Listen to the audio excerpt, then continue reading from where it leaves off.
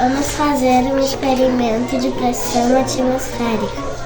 Para isso vamos precisar de um copo de leite, papel ofício, papel toalha, uma bandeja para não dar nenhum acidente, água, colocar água dentro do copo,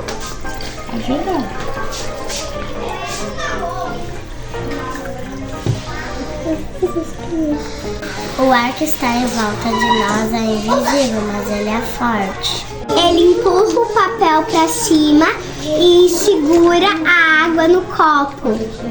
Dentro do copo, a água fica de olhando.